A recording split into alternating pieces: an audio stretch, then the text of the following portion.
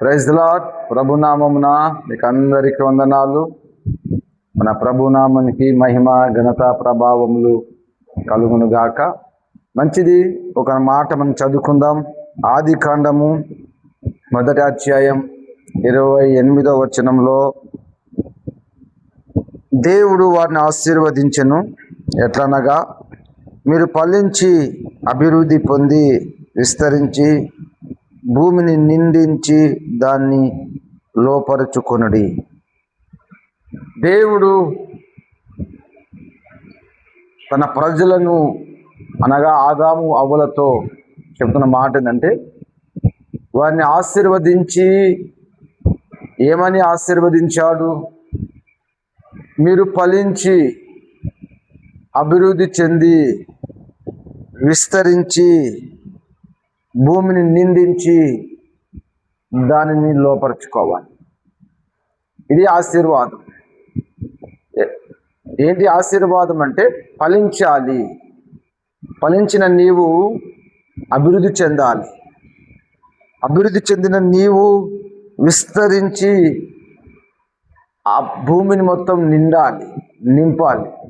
తర్వాత దాన్ని లోపరుచుకోవాలి. ఇది ఇలాగు దేవుడు వారిని ఆశీర్వదించెను అని వ్రాయబడింది. ఏమి ఫలించాలి? మనం దేవుడు ఫలించాలి అని ఇష్టపడుతున్నాడు. ప్రతి మనిషి ఫలించాలి. ఫలించకపోతే దేవుని నామం మహిమపరచబడదు. మీరు బహుగా ఫలించటం వలన నా తండ్రి నామము మహిమపరచబడునని ప్రభు అయిన యేసు క్రీస్తు వారు సెలవిచ్చారు కదా. నీవు నేను ఒక చెట్టు, నీవు నేను మనము ఏమి కావాలి అంటే ఫలించాలి. ఒక చెట్టును మనం నాటినామంటే అది ఎదిగి ఫలించి ఫలాలను ఇవ్వాలి. అలాగే దేవుని బిడ్డలమైన మనము, ప్రభు బిడ్డలమైన మనము, మన తండ్రి మన ద్వారా మన దగ్గర నుంచి ఆశిస్తున్నది అంటే ఫలించాలి, అంటే ఫలములు కలిగి జీవించాలి. అందుకే నాలో ఫలింపని ప్రతి తీగను ఆయన త్రుంచి బయట పారివేస్తాడు కదా.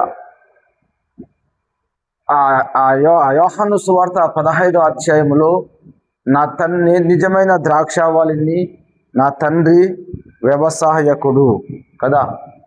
ద్రాక్షావళిలోనే ఉంటే తీగ ఏమవుతుందంట? ఫలిస్తుంది. చదువు అమ్మాట. యోహాను సువార్త 15వ అధ్యాయం 1వ వచనంలో, నేను నిజమైన ద్రాక్షావళిని, నా తండ్రి వ్యవసాయకుడు. నాలో ఫలింపని ప్రతి తీగను ఆయన తీసి పారివేయును.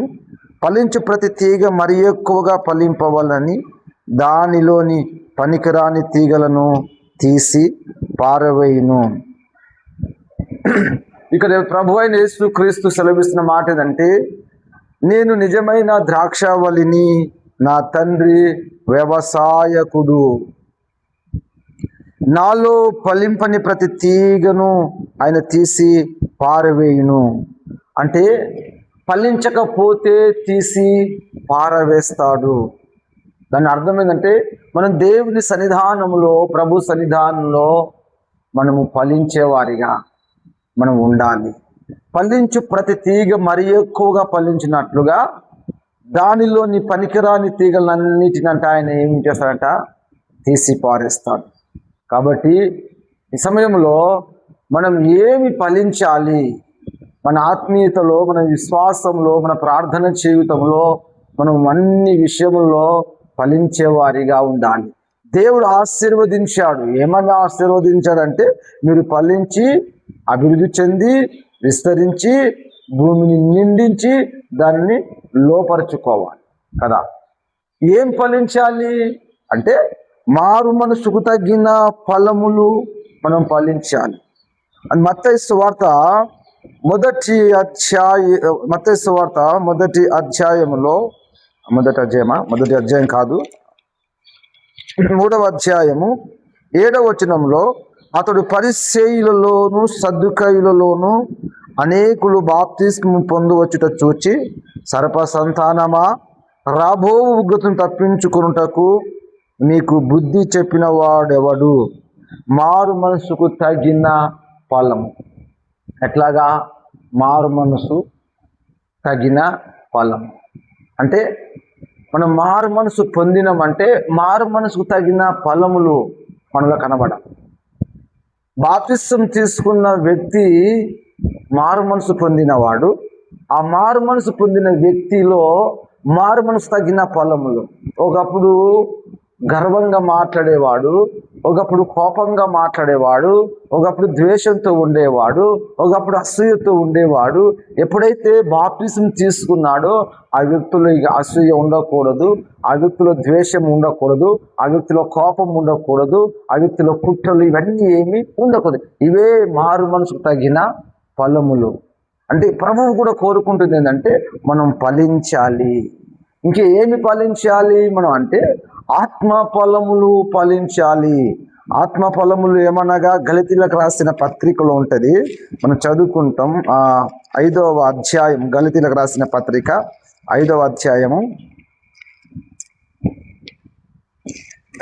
22వ వచనం. అయితే ఆత్మ ఫలం ఏమనగా ప్రేమ, సంతోషం, సమాధానం, దీర్ఘశాంతము, దయాళత్వము, మంచితనము, విశ్వాసము, సాత్వికము, ఆశా నిగ్రహం. ఈ ఫలములు మనం ఫలించాలి కదా. ఒకటి మారు మనసు తగిన ఫలములు నీలో ఉండాలి. నువ్వు మారు మనసు పొందిన వ్యక్తివి అయితే చెప్పు, ప్రేమ కలిగి ఉండాలి. ఇదే మారు మనసు తగిన ఫలం. ఒకప్పుడు ద్వేషించేవాడివి, ఒకప్పుడు దూషించేవాడివి, ప్రభువు నమ్ముకున్న తర్వాత, దేవుని సన్నిధికి వచ్చిన తర్వాత నీలో ద్వేషము కానీ అసూయ కానీ మనలో ఉండకూడదు. మనం ఎలా ఉండాలి అంటే ప్రేమ కలిగిన వారినిగా ఉండాలి. అందుకే యేసు ప్రభు ఏమన్నాడంటే నిన్ను వల్లే నీ పొరుగు వారిని ఏం చేయాలి? ప్రేమించాలి. ప్రేమ అంటే ఏంటి అంటే ప్రేమలో ద్వేషం ఉండదు, ప్రేమలో అసూయ ఉండదు, ప్రేమలో కక్షలు ఉండదు. ప్రేమ చెప్పు దోషములన్నిటినీ కప్పివేస్తుంది, ప్రేమ సహిస్తుంది, ప్రేమ ఓర్చుకుంటుంది, ప్రేమ అపకారం చేయదు, ప్రేమ కీడును మనసులో ఉంచుకున్నది కదా. ప్రతి ఒక్కరికి అది ప్రేమను చూపిస్తుంది. అందుకే ఈ ప్రేమ అనే ఫలము నువ్వు ఫలించాలి. ఈ ప్రేమ అనే ఫలము నువ్వు ఫలించి ఈ ప్రేమలో నువ్వు వృద్ధి చెందాలి. ఇది విస్తరించాలి. ఈ ప్రేమ చేత అనేకులను నువ్వు లోపరుచుకోవాలి, అంటే ఆకర్షించాలి. ప్రేమతో మాట్లాడాలి, ప్రేమతో పలకరించాలి, ప్రేమ కలిగి జీవించాలి కదా. దేవుడు లోకాన్ని ఎంతో ప్రేమించాడు, ప్రభువు లోకాన్ని ఎంతో ప్రేమించాడు. ప్రేమ అంటే వదులుకోవడం, ప్రేమ అంటే ఇవ్వడం. మనకు ఏదైతే లాభకరంగా ఉంటుందో అదన్నిటి కూడా మనకు లాభమని తెలిసినా కూడా నష్టపరుచుకోవటం కదా. అది నిజమైన ప్రేమ, విడువక ప్రేమిస్తుంది కదా. అందుకే మనము ప్రేమ అనే ఫలాన్ని మనం ఫలించాలి. అందుకే నేను ప్రేమ లేని వాడనైతే వ్యర్థుడను అని అపోస్తుడైన పౌలు గారు సెలవిచ్చాడు. కాబట్టి మనం అందరము ప్రేమలో అభివృద్ధి చెందాలి, మనం అందరం ప్రేమలో ఎదగాలి. ప్రేమ అనే ఫలాన్ని ఇంకా ప్రేమ, సంతోషం అంటే ఎప్పుడు సంతోషంగా ఉండాలి, ఎప్పుడు సంతోషిస్తూ ఉండాలి. నీ జీవితంలో ఎన్ని శోధనలు, ఎన్ని బాధలు, అందుకే అపోస్తులైన పౌలు గారు చెప్తుంది, నేను మరలా చెబుతును ఆనందించుడి. ప్రభునందు ఆనందించాలి. ప్రతి పరిస్థితి యందు మనం ఆనందించేవారిగా, సంతోషించేవారిగా, దుఃఖముతో, బాధతో, నిట్టూర్పులు విడిచేవారిగా ఉండకుండా ఏ పరిస్థితుల గుండా నువ్వు వెళుతున్నా, ఎలాంటి పరిస్థితుల గుండా నువ్వు వెళుతున్నా నువ్వు సంతోషముగా జీవించాలి. అందుకే సంతోషమే సగము బలం. అందుకే ఎల్లప్పుడూ మీ సంతోషాన్ని ఎవరినూ మీ ఎదురు నుంచి అపహరింపనివ్వకుండా మనం చూసుకోవాలి. చాలా మందికి సంతోషం అనేది ఉండదు. పిల్లలను బట్టి బాధ, భర్తను బట్టి బాధ, కుటుంబాన్ని బట్టి బాధ, ఏ పరిస్థితి అయినా సరే నువ్వు సంతోషిస్తూ ఉండాలి. అలాగే సమాధానం కుటుంబంలో సమాధానము గలవారు ధన్యులు. మన సమాధానాన్ని కోరుకునే వారిగా ఉండాలి. సమాధానం నీ ఇంటిలో ఉండాలి. సమాధానకర్త అయిన దేవుని మనం ఆరాధిస్తున్నాం కాబట్టి మనలో కూడా సమాధానం కోరుకునే వారిగా ఉండాలి. గొడవలను ప్రోత్సహించేవాడిగా, ప్రతిదానికి గొడవ పెట్టుకునేవాడిగా, ప్రతిదానికి రాసుకుని కోపంతో ఉండేవాడు కాకుండా సమాధానాన్ని కలిగించేవారిగా, సమాధానాన్ని కోరుకునే వారిగా మనం ఉండాలి. ఐక్యతను కోరుకునే వారిగా మనం ఉండాలి. అని కీర్తనలో సహోదరుల ఐక్యత కలిగి నివసించుట ఎంత మేలు, ఎంత మనోహరం, అది ఎంతో మేలును కలిగిస్తుంది. సమాధానము మేలును కలిగిస్తుంది, కానీ కీడును కలిగించదు. అసమాధానమే మనుషులకు కీడును కలిగిస్తుంది. అసమాధానమే మనుషులకు ఆపదను తీసుకొస్తుంది. కాబట్టి ప్రేమ, సంతోషము, సమాధానము. నెక్స్ట్ దీర్ఘశాంతము అంటే చాలా ఓపికతో ఉండాలి, చాలా ఓర్మితో ఉండాలి. దేనికి తొందర కోపపడకూడదు. ఎవరైనా నీ ఎడల ఏదైనా దురుసుగా ప్రవర్తించినా, కాని మాట ఏదైనా అనినా కూడా, నిన్ను ఎవరైనా నిందించినా కూడా నువ్వు దేనికి తొందర పడకుండా ఓర్పుతో బ్రతకాలి. ఓర్పు గొప్ప ద్రోహ కార్యములను ఆపివేస్తుంది. కాబట్టి దీర్ఘశాంతం, ఆయన దీర్ఘశాంతాన్ని మనం రక్షించింది. ప్రభు మన ఎడల దీర్ఘశాంతము గలవాడై ఉన్నాడు. నీవు కూడా అట్టి మనసు కలిగి, మనం కూడా అట్టి ఫలమును కలిగి దీర్ఘశాంతము కలిగి జీవించాలి. దయ కలిగి ఉండాలి. దీర్ఘశాంతము, తర్వాత దయాలత్వం. దేవుడు మన యందు దయ చూపించినట్లుగా నేను ప్రతి మనిషిని ఎడల దయ కలిగి, నీ పొరుగు వారి ఎడల దయ కలిగి, నీ ఎదుటి వారి ఎడల దయ కలిగి, నీ భర్త ఎడల దయ కలిగి, నీ పిల్లల ఎడల దయ కలిగి, బీదవారి పట్ల దయ చూపించగలిగిన వారి మనమైతే దేవుడు నీ యందు కూడా దయ చూపిస్తాడు. దయగల వారి ఎడల ఆయన దయ చూపించేవాడు కదా. మంచితనం, ప్రతి ఒక్కరి పట్ల మంచితనం, మొండితనం, మూర్ఖతనం చూపించకూడదు. ప్రతి వారితో మన మంచితనం అంతా కనపరచాలి. మంచిగా మాట్లాడాలి, మంచిగా నడుచుకోవాలి, మంచిగా నడవాలి, మంచిగా జీవించాలి కదా. మన మంచితనమే మనల్ని ఏం చేస్తుంది? రక్షిస్తుంది. మన మంచితనమే మనల్ని కాపాడుతుంది. మన మంచితనమే మనల్ని బ్రతికిస్తుంది. అలాగే ప్రతి మనిషిని పట్ల మన మంచితనము, విశ్వాసంతో నడవాలి. విశ్వాసం లేకుండా దేవునికి ఇష్టలుగా బ్రతకడము అసాధ్యము కదా.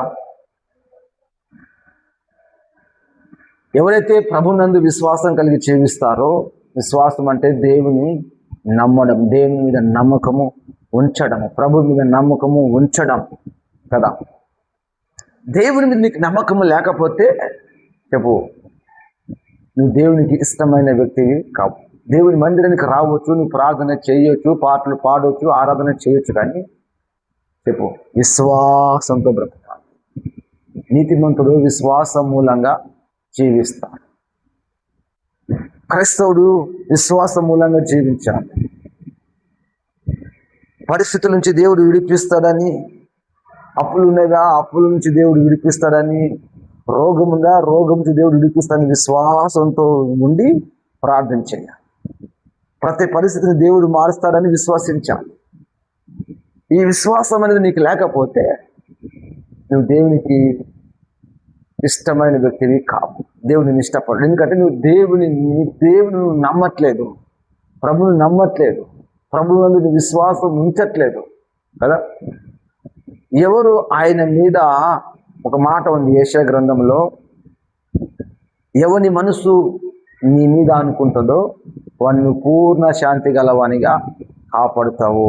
ఎలయనగా అతడు నీ యందు విశ్వాసం ఉంచినవాడు కదా. దేవుని విశ్వాసం ఉంచిన వాడు తన మనసును, లేదా ఆ వ్యక్తి దేవుని మీద అనుకుంటాడు. ఎవని మనసు నీ మీద అనుకుంటుంది, నీ మనసు దేవుని మీద అనుకుంటే నువ్వు దేవుని యందు విశ్వాసం కలిగిన వ్యక్తి. అప్పుడు దేవుడు నీకు పూర్ణ శాంతి గలవాడిని కాపాడుతాను, నీకు నెమ్మదినిస్తాను కదా. నీ విశ్వాసంలో నువ్వు అభివృద్ధి చెందాలి. నీకు విశ్వాసం ఉంటేనే నీ జీవితంలో దేవుడు గొప్ప కార్యం చేస్తాను. నీకు విశ్వాసం లేకపోతే నీ బ్రతుకులు దేవుడు ఎలాంటి కార్యాలు చేయడానికి ఇష్టపడడు కదా. అందుకు మనం ఎలా ఉండాలి అంటే విశ్వాసంతో నడవాలి, విశ్వాసంతో మాట్లాడాలి, విశ్వాసంతో మనం బ్రతకాలి. ఇంకా సాత్వికము, ఆశానికము. సాత్వికము అంటే సాత్వికమైన మనసు, మెత్తని మనసు, కోపం లేకుండా సాత్వికం. ఆశానిగ్రహం అంటే ఆశలన్నిటినీ, ఎన్నో ఆశలు మనలో రేగుతాయి. దుష్టుడు ఎన్నో ఆశలు మనలో తీసుకొని వస్తాడు, ఎన్నో కోరికలు మనలో పుట్టిస్తాడు. వాటినన్నిటిని మనం నెరవేర్చుకునే వారే కాకుండా వాటినన్నిటిని మన కంట్రోల్లో పెట్టుకొని మనం ముందుకు సాగాలి కదా. మీరు ఫలించి అభివృద్ధి చెంది విస్తరించి భూమిని లోపరుచుకోవాలి. ఇలా ఈ ఆత్మ ఫలములు నువ్వు ఫలించి వీటిలో నువ్వు అభివృద్ధి చెందాలి. విశ్వాసంలో నువ్వు అభివృద్ధి చెందాలి, సాత్వికంలో అభివృద్ధి చెందాలి, ఆశ నిగ్రహంలో అభివృద్ధి చెందాలి, ఆశలను కోరికలన్నీ కంట్రోల్ చేయాలి. ప్రతి వ్యక్తి పట్ల నిన్ను ఎవరు ద్వేషిస్తున్నా, నిన్ను దూషిస్తున్నా, అవమానిస్తున్నా ఆ వ్యక్తిని ప్రేమించే వ్యక్తిగా ఉండాలి. నీ ప్రేమ మారకూడదు, కీడుకు ప్రతి కీడు చేయకూడదు, దూషణ ప్రతి దూషణ మాట్లాడకూడదు కదా. ఇలాగ ప్రేమలో వర్ధిల్లి అభివృద్ధి చెంది విస్తరించి భూమిని నింపాలి. నీ ప్రేమ ద్వారా ప్రతి ఒక్కరూ నువ్వు ప్రేమించే విధానం చూసి ప్రతి వారు ప్రేమించడం నేర్చుకోవాలి. ప్రతి వారిలో ప్రేమను నింపాలి, ప్రతి వారిలో విశ్వాసాన్ని నింపాలి. నువ్వు విశ్వాసం వృద్ధి చెందితే నీ విశ్వాసం చూసి ఇతరులకు కూడా విశ్వాసం కలుగుతుంది. నీలో దయాలతం ఉంటే నీ దయాలతం చూసి ఇతరులకు కూడా దయగా ఉంటారు. నీలో దీర్ఘశాంతం ఉంటే ప్రజలు కూడా దీర్ఘశాంతాన్ని నేర్చుకుంటారు కదా. మనం ఫలించాలి, అభివృద్ధి చెందాలి, మనం విస్తరించాలి, భూమిని నింపి లోపరుచుకోవాలి. ఇది ఆశీర్వాదం కదా. ఆశీర్వాదం అంటే భూమిని సంపాదించుకోవడం, ఇందు సంపాదించుకోవడం, ఇంకేదో సంపాదించుకోవడం కదా. అవి శరీర సంబంధమైనవి. ఆత్మ సంబంధమైన ఆశీర్వాదం మనం కలిగి బ్రతికినప్పుడు, మనం కలిగి జీవించినప్పుడు, అప్పుడు దేవుడు నిన్ను బట్టి నన్ను బట్టి సంతోషించేవాడిగా ఉంటాడు. ఈ ఫలములు నీవు నేను నిక్షయముగా ఫలించుతుముగాక. ఒకవేళ నువ్వు ఇంకా ఫలించలేక ఉన్నట్టయితే ఈరోజు ఇప్పుడే ఈ ఫలం నేను ఫలించాలి ప్రభు అని ప్రభు సన్నిధిలో మోకరించి ప్రార్థించి ప్రభు నిన్ను